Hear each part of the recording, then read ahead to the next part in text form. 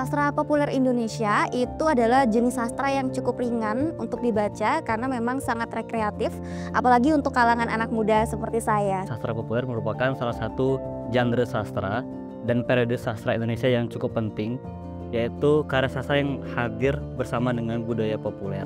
Sastra populer adalah sastra yang lahir pada masa modern, di mana karya sastra populer itu banyak menceritakan tentang budaya populer. Biasanya sastra populer ini tuh lebih lebih terkenalnya tuh di era 2000-an sampai sekarang sih, karena bahasanya lebih ringan dan lebih diminati oleh anak-anak muda.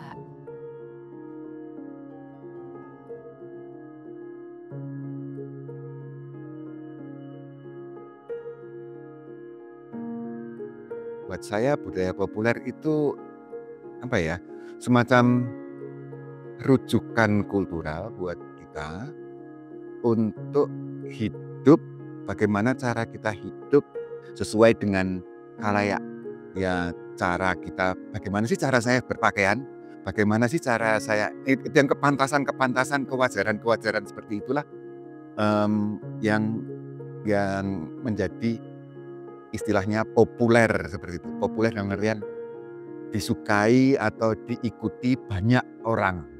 Karya sastra populer Indonesia, khususnya Teen Lit dan Chick Lit, kini telah memasuki fase industrialisme dan kapitalisme sastra setelah tahun 2000-an. Jenis sastra inilah yang kini tengah menjadi bagian gaya hidup remaja kita. Oleh karena itu, tidak mengherankan apabila semua toko buku kini memajang novel dengan cover mencolok secara atraktif. Dan yang paling menarik, sastra populer ini justru bisa mengangkat sastra kanon atau sastra yang bagus-bagus yang kita kenal, karena kalau sastra kanon biasanya susah sekali dijual, sedangkan sastra populer itu sangat mudah dijual, dan industri sastra populer itu begitu besar di Indonesia dan membuat sastra semakin berkembang.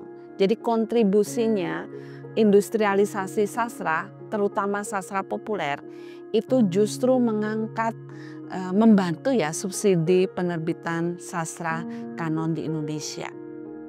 Lalu, apa yang sebenarnya menjadi magnet novel ini bagi pembaca?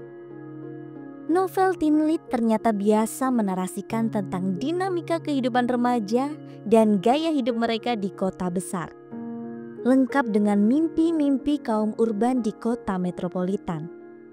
Isi cerita yang renyah, ringan, dan dituturkan dengan gaya bahasa khas remaja. Sangat memikat pembaca belia. Sebagai sejarawan dan mungkin peminat budaya juga, saya kira sastra pop Indonesia dan khususnya roman picisan, roman detektif dan sebagainya yang terbit dari tahun 40-an sampai tahun 60-an yang jarang sekali diperhatikan orang, sangat menarik sekali. Nah, salah satu alasannya justru karena tidak diperhatikan orang. Ada banyak hal yang sebenarnya perlu dimengerti, dan kalau kita mulai membacanya, kita akan kaget mengenai apa yang ada. Sastra populer ini justru bisa mengangkat karena pembacanya sangat banyak, terutama anak-anak kelas 6 SD, SMP, SMA yang kita sebutin lit. Itu booming luar biasa tahun 2000-an. Bahkan para penerbit itu mempunyai divisi khusus untuk sastra populer ini. Nah, memang kemudian sastra populer itu mengalami spesifikasi tertentu ya. Jadi kemudian tidak semua juga kemudian sastra populer menjadi sesuatu yang general. Kemudian dalam perkembangannya, dan saya kira ini kecerdasan dunia kapitalisme lah ya. Dia mampu mengidentifikasi selera-selera yang berbeda, berbasis pendidikan, berbasis usia, berbasis kelas, bahkan mungkin berbasis agama ya.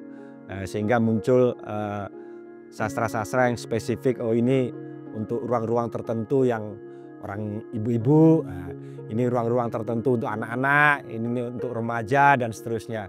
Nah, elaborasi-elaborasi itu yang kemudian membuat sastra populer menjadi atau memasuki ruang-ruang yang khusus gitu, karena pembacanya semakin banyak. Jadi walaupun teen lead, mom lead atau chick lead itu orangnya juga banyak gitu loh.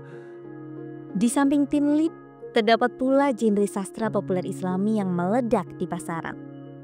Di antaranya dalam penelitian Cahya Ningrum Dewojati, ia mengkaji novel karya Habibur Rahman El-Shirazi seperti Ayat-Ayat Cinta, Cinta Suci Zahrana, dan Bidadari Bermata Bening. Novel karya Asma Nadia seperti Surga Yang Tak Dirindukan dan Sehidup Sesurga Denganmu. Novel karya Rangga Almahendra dan Hanum Salsabila Rais yang berjudul 99 Cahaya di Langit Eropa. Novel-novel karya Hilma Anis yang berjudul Hati Suhita. Novel karya Najati Sarma yang berjudul Dua Barista. Novel karya Mami ASF yang berjudul Layangan Putus dan lain-lain. Ternyata mengangkat isu mengenai relasi gender yang menunjukkan adanya dominasi maskulinitas yang beriringan dengan patriarkisme Islam dalam narasi ceritanya. Buku karya Bu Cahya Ningrum Dewojati ini berjudul Menyikap Tabir Maskulinitas dan Sastra Populer Islami menawarkan sesuatu yang baru bagi pembaca. Selama ini mereka disuguhkan oleh bacaan-bacaan yang dianggap kurang bermoral, sehingga muncullah para penulis dan juga penerbit yang memiliki tujuan memberikan refreshing bacaan dan juga memberikan pemahaman agama Islam yang lebih baik.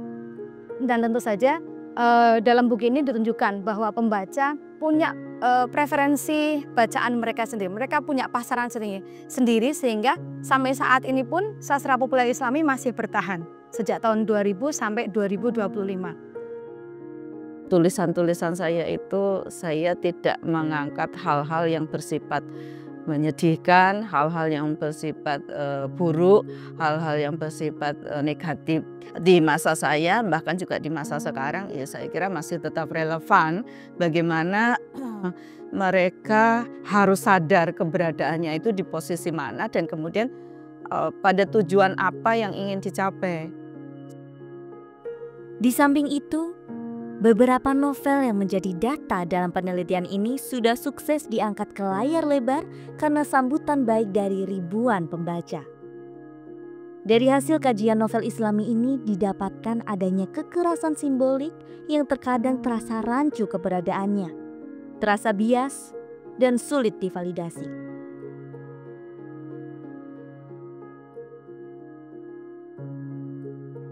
Jadi ketika itu menjadi sastra cyber banyak pembacanya, kemudian ditambah lagi dialihwanakan dari karya sastra cyber kemudian cetak, kemudian film, yang terakhir itu ada pula yang dialihwanakan menjadi webtoon.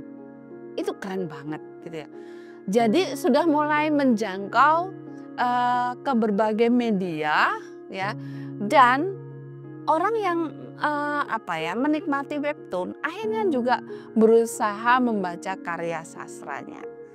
Kalau menurut saya langkah yang paling awal mencintai sastra memang mulai dari yang ringan, yaitu membaca sastra populer sejak dia masih remaja. Ya kan nggak mungkin anak SMP membaca Bumi Manusia karya Pramudia kan, sesuai usianya. Tapi yang paling penting bahwa kontribusi sastra populer dalam mengangkat karya sastra Indonesia secara luas itu sudah berhasil. Jadi satu hal yang perlu kita garis bawahi dengan sastra pop di dunia cyber itu adalah fungsinya sebagai alternatif.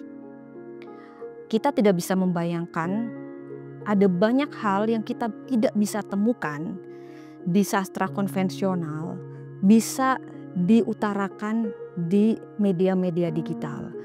Kita tahu ada alternate universe, ada novel digital, ada fiksi penggemar atau fanfiction. Itu menjadi ruang di mana orang yang di dunia sastra konvensional tidak punya ruang untuk menulis, tapi di dunia digital mereka dapat ruang. Tema-tema yang mungkin masih sangat sensitif di dunia sastra konvensional di sini mendapatkan ruangnya. Jadi ini ruang demokratisasi menurut saya. Salah satu sastra cyber yang sangat populer yang saya juga ikuti itu Layangan Putus. Itu berawal dari UTAS di X, platform X yang kemudian difilmkan dan sangat booming. Saya mengikuti dan juga larut juga dalam ceritanya, dan satu hal yang perlu ditandai, boomingnya Layangan Putus ini juga menjadi pintu pembuka sastra cyber lain atau karya-karya cyber lainnya untuk juga diremediasi ke film.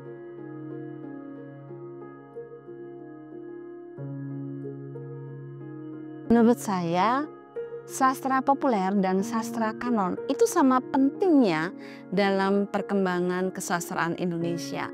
Mereka mempunyai kontribusi besar bagi perkembangan dan dinamika kesastraan secara luas.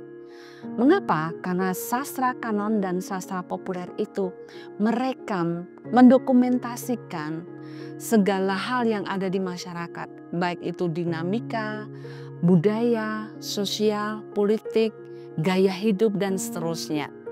Dan karya sastra populer ini tidak akan pernah berhenti dan habis untuk dibicarakan dan diteliti.